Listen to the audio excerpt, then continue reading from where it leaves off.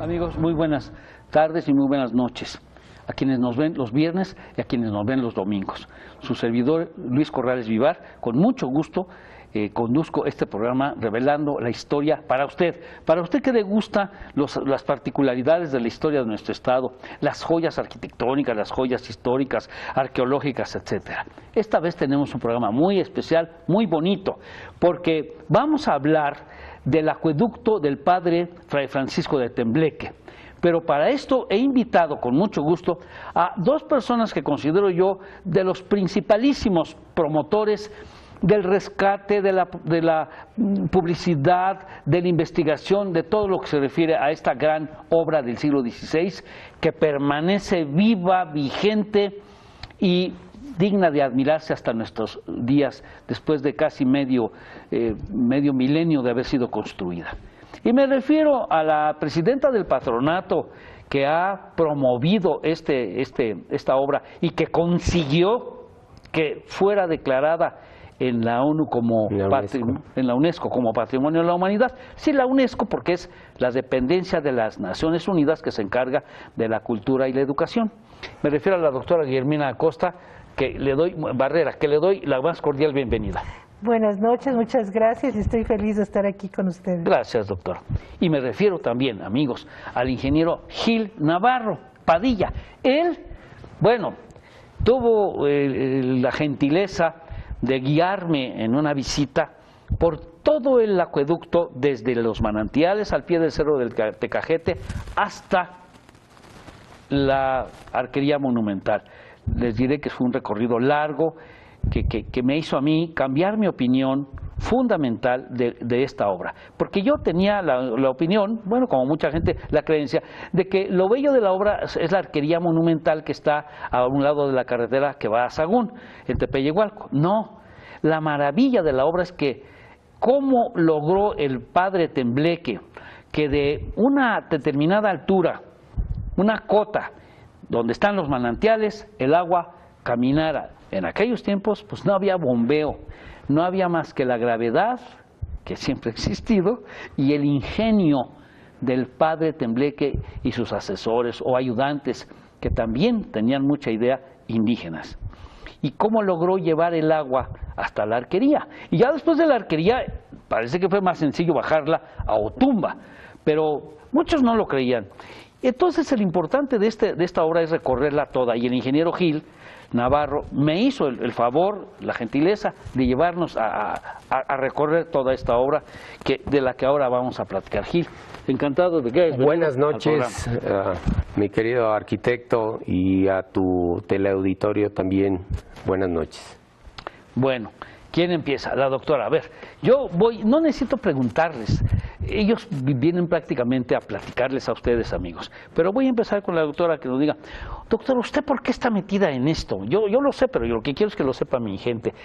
¿Qué la ha movido durante toda su vida a este afán de proteger y rescatar el acueducto Tembleque?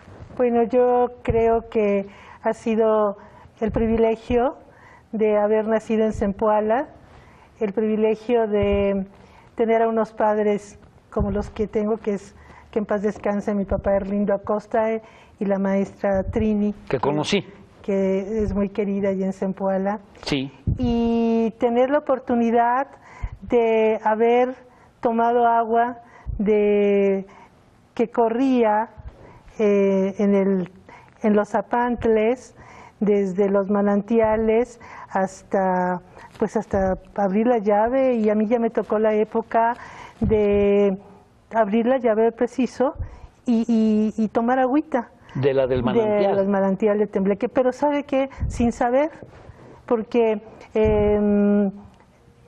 hasta 1996 es cuando yo me doy cuenta de la existencia del sistema hidráulico, déjeme comentarle que cuando era niña, vacaciones nos llevaban a la arquería de Guadalupe Arcos de día de campo. En otra ocasión nos llevaban a la hacienda de Tecajete, donde está la arquería la primera, y también nos llevaban a la arquería monumental, como que eran los paseos clásicos de familia en época de verano. Nos llevaban a estas arquerías. Y bueno, sabía que existían en Zacuala las hortalizas, porque ahí era muy común que en Zempoala fuéramos a comprar el cilantro, los rábanos. La primera vez que yo fui con mi abuelita, mamá de mi mamá, mamá Pita, y que me dijo, jala esta ramita, y era un rábano, y para mí me pareció mágico, porque jalé las hojitas y salió una cosa roja preciosa y había agua ahí, ¿no? O sea, en Zacuala había muchas hortalizas y los niños de clase se iban a los capulines, se iban de pinta. Entonces me tocó disfrutar el agua cantarina, como les decía el Padre Ángel, que le alegró el oído a Fray Francisco y que era el agua con la que vivíamos, ¿no? Sin saber cómo se conducía. Le repito que en el 96 yo me doy cuenta porque Zempoala en los años 80 hace el cambio de pozos de agua. O sea, les llaman los llanos de Rancho Luna o los pozos de Rancho Luna. Se hace la fuente, o se toma de ahí el agua, se instala, pero no nos dimos cuenta. O sea, los lugareños, esa transición de los pozos de Rancho Luna por la de agua de Tembleque, pues nada más supimos que fue el señor gobernador, inauguró y ya tuvimos agua. Bueno, amigos, y ahora viene nuestra sección de las biografías de don Abraham Pérez López. En esta ocasión está con nosotros desde hace muchos años también la arquitecta Ivonne Quiterio, a la que le damos la bienvenida, y nos va a hablar sobre la biografía, muy sintetizada por supuesto, de Fray Francisco de Tembleque, que es el autor de la obra que estamos nosotros comentando. Adelante, Ivonne.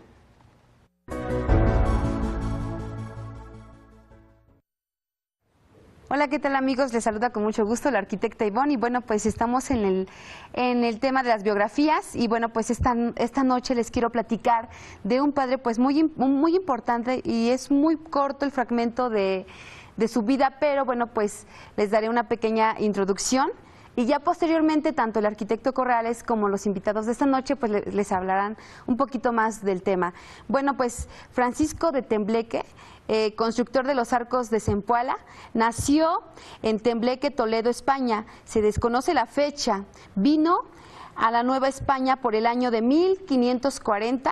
Residió en Otumba, Zempoala y México. Fue guardián en Puebla, Cholula, Tlaxcala y Texcoco, y definidor franciscano de su provincia entre los años 1543 y 1560.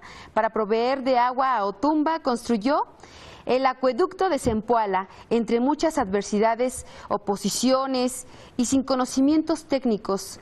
Él construyó esta magnífica obra. Y bueno, pues también quiero comentarles, amigos, que este acueducto mide unos 45 kilómetros de distancia y va desde el centro de Tecajete a legua y media al poniente de Zempoala, hoy estado de Hidalgo. Y bueno, llega hasta Otumba, Estado de México. Salva 3 barrancas, una tan profunda que en la construcción del Arco Mayor tardó más de 5 años. Y bueno, en Zempoala, años después, un rayo le hizo perder la vista del ojo izquierdo, y en México, pues ya ciego totalmente, un lego que lo atendía y curaba intentó asesinarlo. Bueno, pues es algo muy triste de parte de la vida del padre Tembleque, pero bueno, se cree que murió en Puebla por el año de 1589. Y bueno, amigos, les dejo en compañía de nuestros invitados de esta noche y nuestro conductor, el titular, el arquitecto Luis Corrales Vivar Cravioto.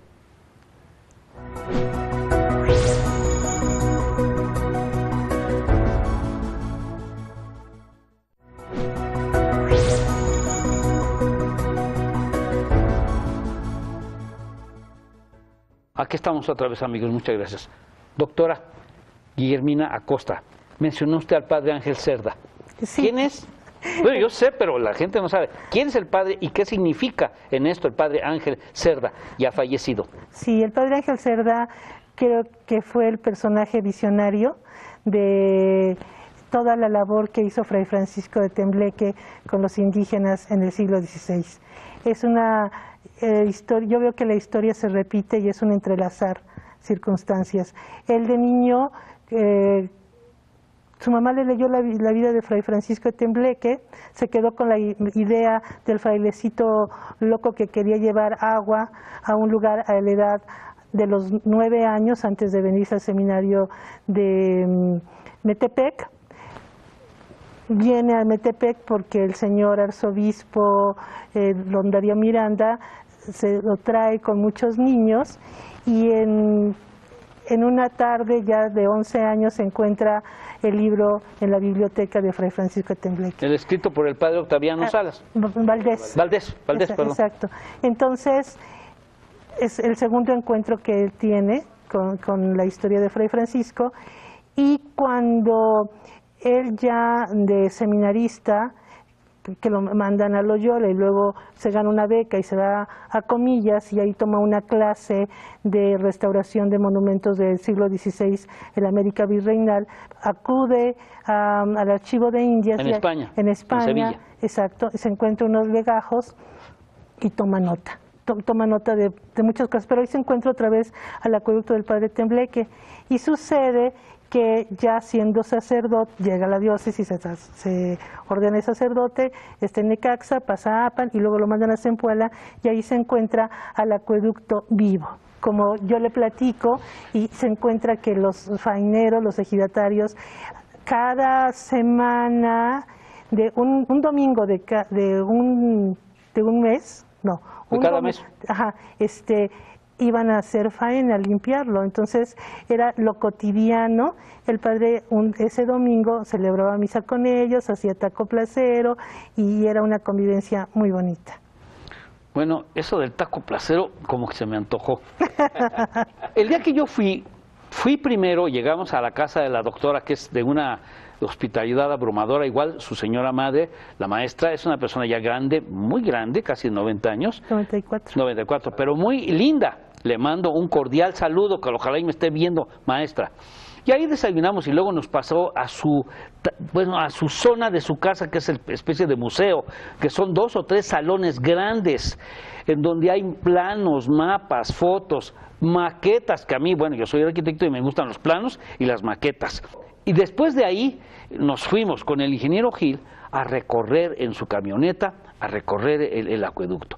Y entonces, para hacer más dinámico el programa, voy a preguntarle ahora una pregunta aquí al ingeniero Gil Navarro. En primer lugar, quiero que nos platique, ingeniero, cómo se metió usted en esto, porque usted es ingeniero de minas, pero yo lo veo muy involucrado. 2, ese recorrido que hicimos, usted se lo sabe de memoria, desde la ladera del ex volcán, ahora Cerro del Tecajete, donde está el agua que brota, o sea, los manantiales, el agua nace del piso.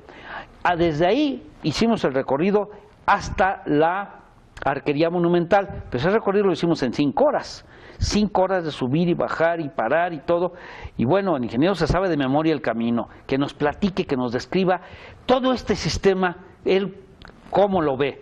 Y pues yo lo sé que lo quiere mucho, o sea, la ventaja de la obra de Fray Francisco que es que enamora a uno. El que la conoce un poco a detalle se empieza a enamorar de la obra, no puede pasar desapercibida. A ver, ingeniero Gil, cuéntenos, ¿cómo se metió en esto? Fíjate, arquitecto, para mí, cada vez que hablar del acueducto del padre Tembleque es emoción pura. Tuve la gran fortuna de conocer en paz descanse a Ángel Cerda Córcoles y invitarme, porque él era una persona que convencía a cualquiera, tenía un don. Y al principio yo soy muy irónico en muchas cosas. La primera vez que me llevó y que fuimos a Manantiales, pues Manantiales prácticamente no existía. Estaba pues derruido todo eso, descuidado y todo. Y pues cuando uno va con esa mentalidad de un manantial, piensas que va a haber mucha agua y que casi te vas a... Como alberca. Ándale, como una alberca. Precisamente mucha gente, hago una acotación ahí, mucha gente piensa que el desperdicio de los chopos, donde se tira agua del manantial, es el manantial de donde verdaderamente se surte todo esa agua, pero que no es verdad, que es la zona donde prácticamente nos inundamos ahí. Bueno, la emoción es vivida cada vez que recorro, veo una cosa fuera de lo que había yo visto. Y sobre todo, a mí lo que más me llamó la atención es que de Tecajete a Otumba solamente hay un desnivel de 170 metros. Que ya desde ahí en un largo de 48 kilómetros. Entonces, llevar el agua a rodapié no sé, es algo mágico. Es una hazaña. Es una hazaña de no sé qué. Y allí juntamos dos cosas impresionantes. Lo que puede ser el ser humano lleno de fe en función de lograr el bienestar para todos. Eso es una maravilla. Poca gente hoy en la cultura del agua deberíamos de estar muy conscientes de ese aspecto, que estamos hechos prácticamente de agua, el 75% somos agua, entonces tenemos que cuidarla. Y Fray Francisco tuvo esa, no sé, esa osadía, pero también esa iluminada. Sí, lo que platicábamos cuando estábamos ahí, decíamos, ¿cómo pudo el padre Tembleque hacer todo esto? Y cómo tenía en la mente, desde el principio muy claro, que podía llevar, porque no tenía instrumentos de medición, ingeniero. Así es. Entonces, y bueno, luego, amigos, hay partes en que el acueducto, cuando todavía va, digamos, en su canal, que le llaman Apantle, que es un caño, a veces media caña y a veces está todo tapado porque va bajo tierra. Y hay veces que digo, aquí va 1 metro bajo tierra. ¿Cómo? ¿Por qué? Pues para poder continuar con su nivel. Entonces, así como hay partes en que tienen que subir a una arquería, como en la hacienda de Arcos, también hay partes en que tiene que enterrarse un poco para no perder el nivel y que sin ningún otro esfuerzo más que la gravedad y el rodar del agua llegue a su destino. ¿Verdad, ingeniero? Así es, así es. Y es la maravillosa. Que lo único que acabábamos de pensar y de concebir es que el hombre estaba iluminado. Y les dije, yo soy de fe. Y yo creo que el hombre tenía la iluminación del Espíritu Santo. Y eso lo alentaba y eso hizo que hiciera una obra. Claro, era un sacerdote. Sí, yo creo que, pero fíjate que viendo también otro tópico ahí interesante, yo digo, a este Fray Francisco le faltó poco para que lo mandaran al Santo Oficio, porque acuérdate que muchas cosas de esas pues estaban cuando algo no era tan lógico en la logística y el Santo Oficio creía que era inspiración, pero es maligno, ¿verdad? Así es. Entonces, y no, al contrario, el hombre era un hombre que vivía en gracia, el hombre era un santo, realmente Fray Francisco de Tembleque, así como se consiguió en la ONU y en la UNESCO el reconocimiento a su obra. Yo digo que deberíamos buscar el reconocimiento a su vida y promover un proceso de, cuando menos, de beatificación. Pues yo creo que eso está dado prácticamente, de ver la obra monumental y sobre todo el buscar ese aspecto fundamental en todas las religiones. Amarás a tu prójimo como a ti mismo, y él verdaderamente amó a su prójimo, ¿no? Así es. Entonces es una... La biografía del padre Octaviano Valdés es muy tierna, es muy conmovedora. ¿Por qué? Porque nos narra toda la vida y las dificultades que tuvo Fray Francisco cuando ni los propios frailes del convento de Otumba le creían. No le creían, oiga, pues, cálmese. Y él no cejaba en su afán. Parece que tenía fijado en la mente que él tenía que conseguir agua para la gente. Él le preocupaba mucho ver a la gente beber agua chocolatada, agua sucia. El ganado se moría a veces de sed. Entonces, él es una zona en que sin agua no podría vivir. Así es.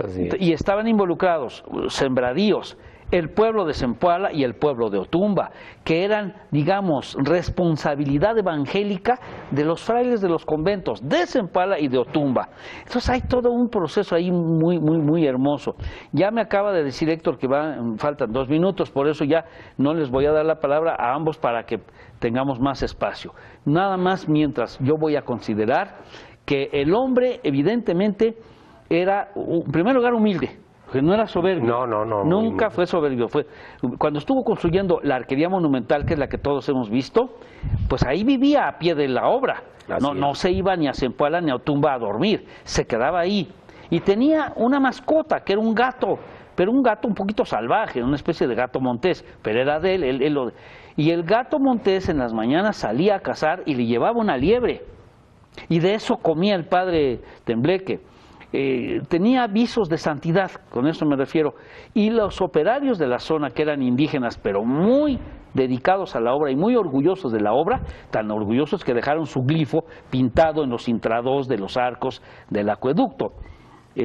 Pues eran también muy trabajadores y lo respetaban mucho, porque si no lo hubieran respetado mucho, no hubieran hecho esa obra. Costó mucho trabajo hacerla. Vamos a salir un corte, no se vaya. Estamos hablando del acueducto de Tembleque.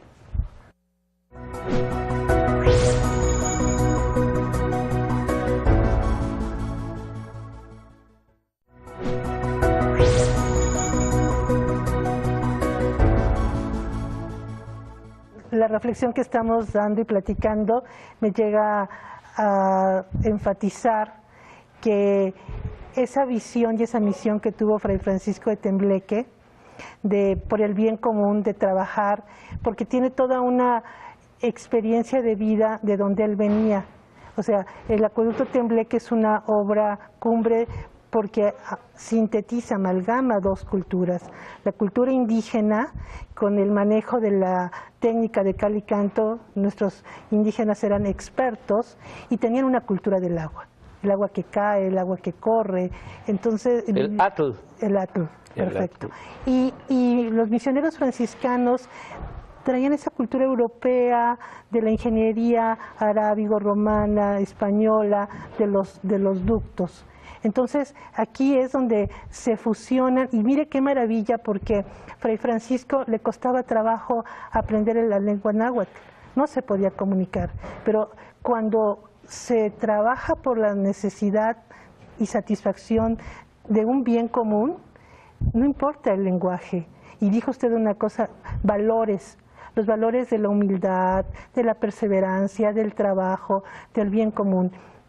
Entonces, por eso los criterios de valor universal excepcional empatan con la realidad de nuestro acueducto, la extensión de los 48 kilómetros, el rodapié sin gravedad, o por la gravedad corre el Pero hay veces que como que no se ve la gravedad, hay veces que parece que el agua sube. Es impresionante. Entonces ahí es donde tenemos que decir que el acueducto es un complejo hidráulico. Claro. ¿Y por qué complejo? Porque no nada más es el sistema hidráulico. El sistema hidráulico nace al oriente del Cerro de Tecajete porque hay un manto acuífero. Entonces ahí estaban los manantiales, que fue lo que Fray Francisco le dio, lleno de contento con los indígenas que lo acompañaban, porque él fue a Teotihuacán y fue a Texcoco y fue a Tepeapulco, pero nadie le daba agua. Con los únicos que pudo hacer negociación fue con los señores de Zempoala. Entonces es todo ese trabajo antropológico y de comunicación por el bien común. Eso fue lo que vio UNESCO, que es una obra donde no importó, o sea, que se aprovechan los elementos naturales que existen en el medio ambiente, como el tezontle, como la cal, como la baba de nopal, y se trabaja. Y el trabajo de la mujer, porque ya cuando estaban más avanzados, pues la cal costaba.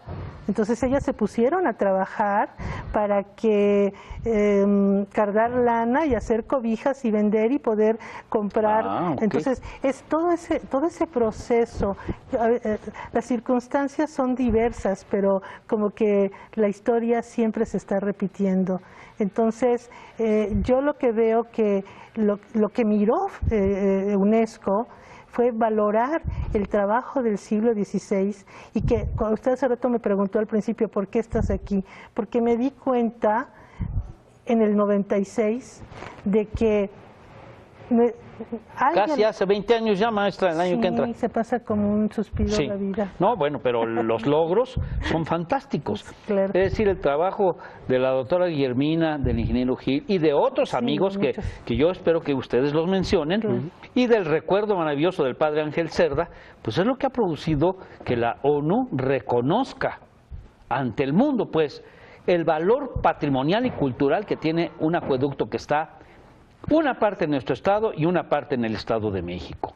Y eso, pues, deberíamos aprovecharlo para hacer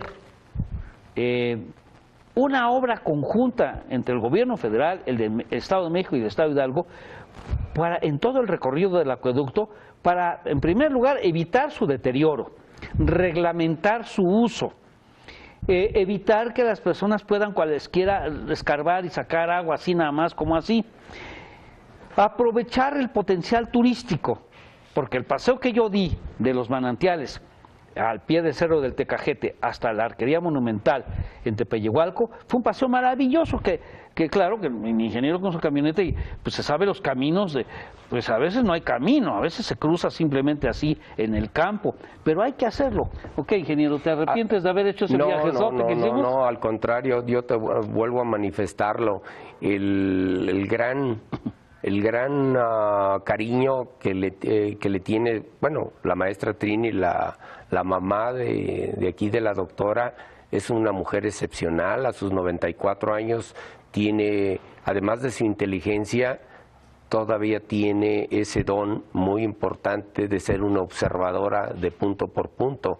Entonces, pues esa fortaleza que tiene la maestra y aquí la doctora que ha seguido ese gran ejemplo de Ángel Cerda Córcoles, y yo como amigo pues lo sigo recordando y como lo vuelvo a manifestar, pues soy un afortunado de ver esta joya maravillosa que hoy lo puedo decir que la sociedad civil organizada puede hacer muchas cosas.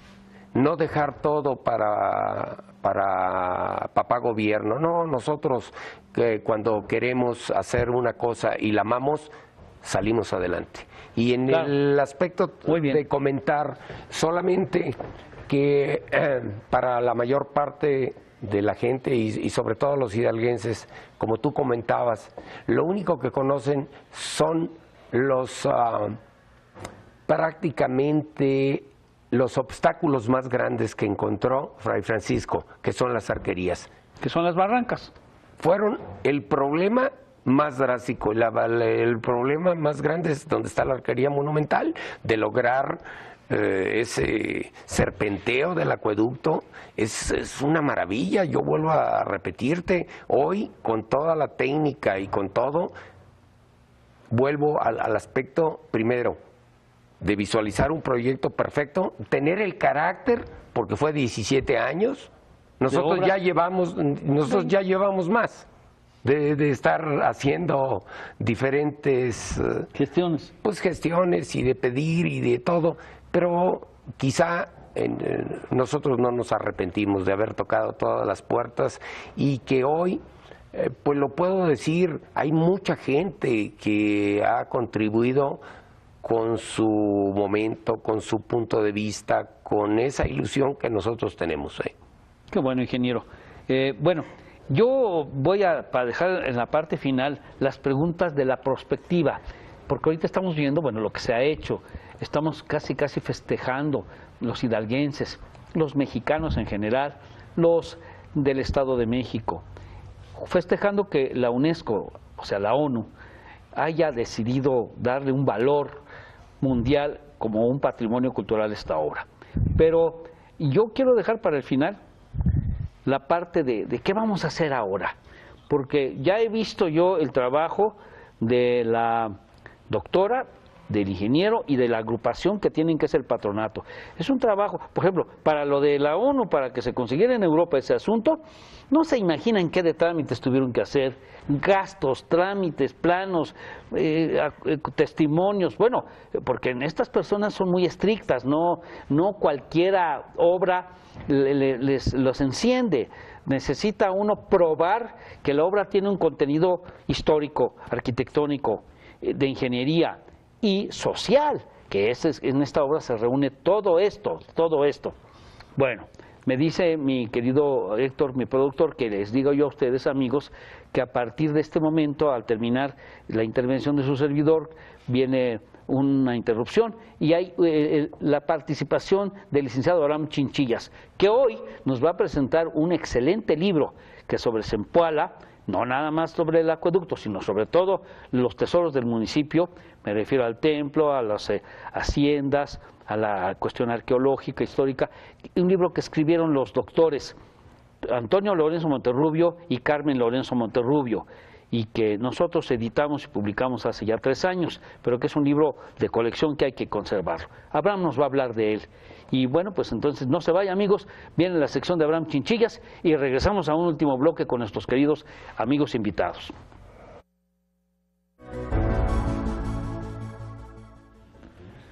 Amigos, muy buenas noches, gracias por estar con nosotros, gracias al arquitecto Corrales. Estamos en la sección de recomendación editorial, como todas las semanas, hablando de un libro que tiene que ver con el tema del programa del día de hoy. Y ya nos adelantó el arquitecto Corrales, vamos a hablar de un libro publicado por el gobierno del estado de Hidalgo hace 4 años, en el 2011, que se titula Zempoala 20 días. Es una investigación muy completa acerca de este municipio, que realizaron los doctores en Historia, Carmen Lorenzo Monterrubio, y el doctor en Arquitectura, Antonio Lorenzo Monterrubio. Es un recorrido sumamente interesante al respecto de Zempoala desde el punto de vista, pues no solamente histórico, sino también arquitectónico y, por qué no decirlo, social.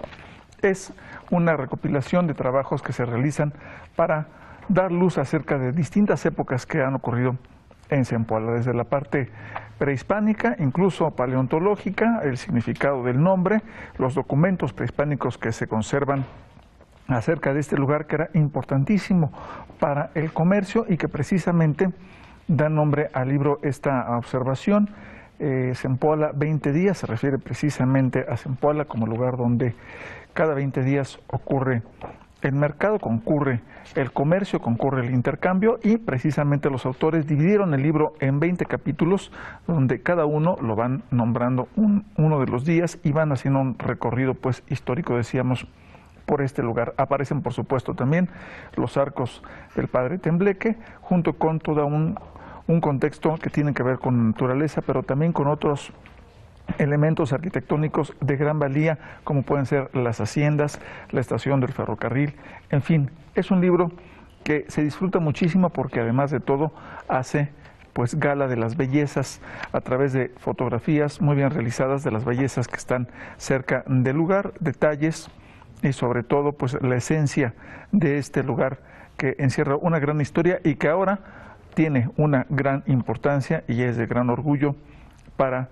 quienes vivimos en Hidalgo después de la declaratoria que hizo la UNESCO acerca de la arquería monumental de los arcos de Padre Tembleque, del acueducto en general, como patrimonio de la humanidad. Ahí también aparecen, por supuesto, algunos rasgos que tienen que ver con inscripciones en piedra, con algunos trabajos que se realizaron para identificar, por ejemplo, dibujos que están precisamente en las piedras y que están en el digamos, en el ideario de la prehispanidad de este lugar, que tiene que ver, por supuesto, con los primeros grupos que se asentaron y cómo a partir de ellos pues se dio toda la evolución y el devenir de este poblado que está muy cerca de Pachuca y que permite, pues, decíamos, conocer muchas partes de la tradición mexicana, desde la parte prehispánica, la colonia, por supuesto, hasta nuestros días. Ahí está también la Casa Grande, decíamos, la estación del ferrocarril, la hacienda de Tepalchico, en fin,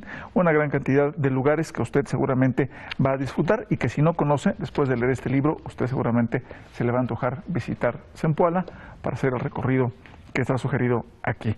Es la recomendación del libro de esta semana. Nosotros vamos a ir a una pausa promocional, pero al volver continuamos con esta entrevista a cargo del arquitecto Luis Corrales Vivar. No se vaya, regresamos.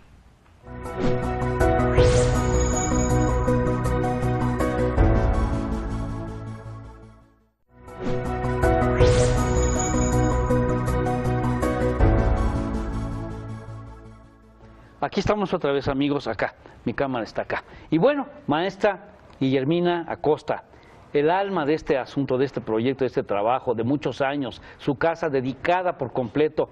Su casa es un museo viviente, pero su casa es una cosa privada, no cree usted que es un museo. Es su casa, pero allá dispuesto ella lugares para archivos, documentos, fotografías, etcétera. ¿Qué sigue, maestra Guillermina? Bueno, sigue el compromiso de custodiar el pasado histórico que tenemos y trabajar por el hecho geográfico que poseemos. ¿Por qué digo esto? Una vez alguien me preguntó que si me hubiera gustado conocer a Fray Francisco de Tembleque, y yo, un temblequeño, por cierto, allá. ¿En España? En España. Y le dije, claro, pero ¿sabes qué?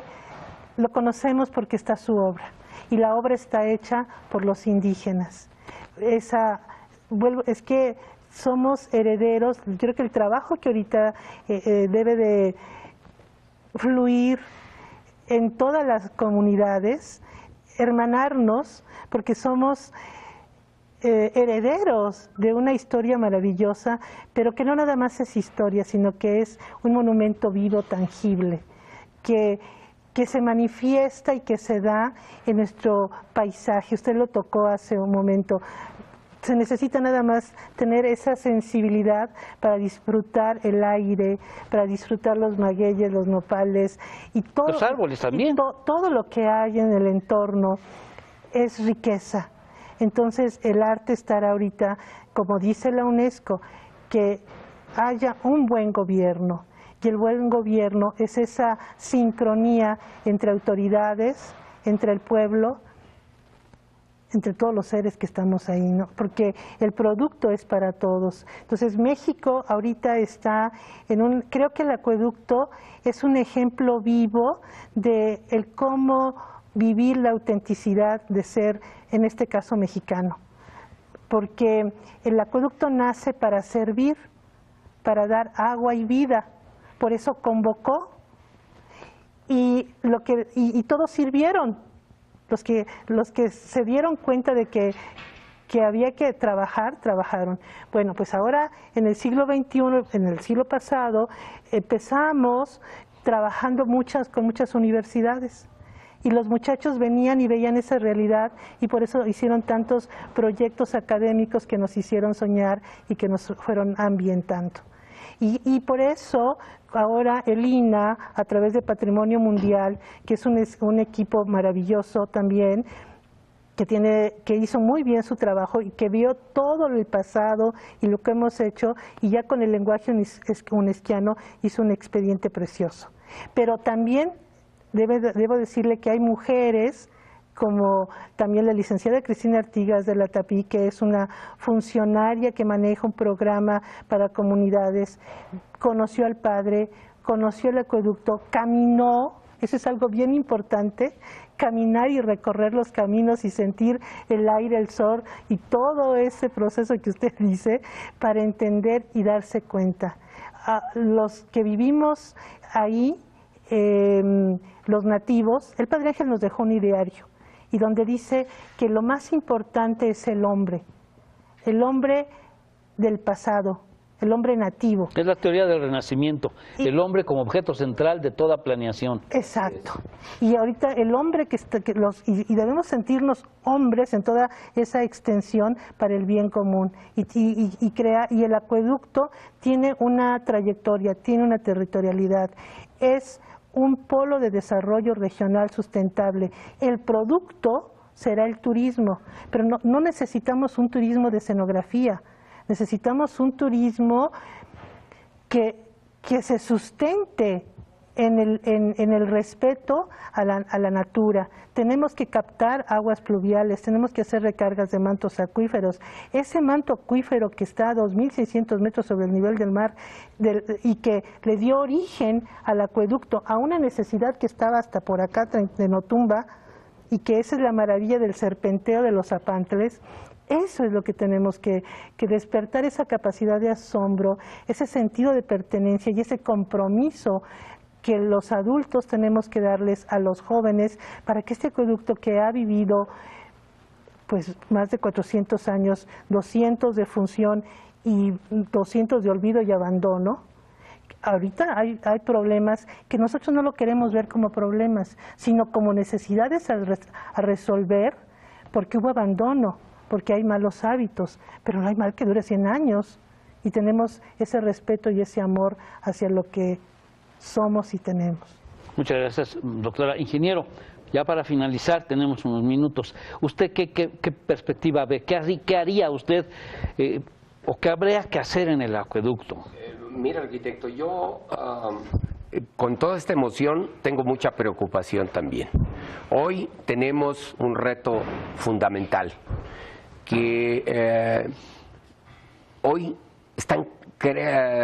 estamos creciendo por todos los lugares y los asentamientos, y vemos que los constructores están ávidos de muchos terrenos, y yo no quiero ver el día de mañana que vuelva a pasar algo si no hay una verdadera programación para proteger todo el ducto, todo el apantle, desde que sale de Tecajete hasta Otumba, porque esa es mi preocupación. Si no tenemos una planeación a largo plazo, no lo vamos a hacer, porque el respeto debe ser del apantle 7,5 metros desde el centro de la apantle a ambos lados. Cuando y que menos, esto fuera, ingeniero.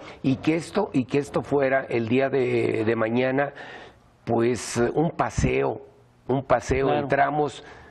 Hoy que estamos hablando del medio ambiente y de todo eso, sería fabuloso, de lo fabuloso, y de llegar a esas palabras que a mí me resuenan siempre, y que veo la profundidad de decir agua limpia, para que limpiamente sirvan al Señor. A mí me suena fuerte, pero es una... Lo dijo el padre Tembleque, ¿verdad? Sí, eso lo dijo Fray Francisco de Tembleque. Entonces, esas palabras tan llenas de sabiduría, tan llenas de todo, y que pues nos vuelven a motivar, cuando menos la gente que estamos metidos en esto, de que el día de mañana haya verdaderamente una infraestructura, tanto en función de turismo, que haya, los jóvenes ahorita ya han tomado muchos cursos, y que haya gente, porque no sabes ahora, pues estamos de moda, tú puedes ir a la Arquería Monumental y hay gente que siempre está yendo, pero que nomás ve aquello, no conoce verdaderamente lo que es el complejo hidráulico. Efectivamente, lo que dice el ingeniero tiene mucha razón. El peligro es el descuido.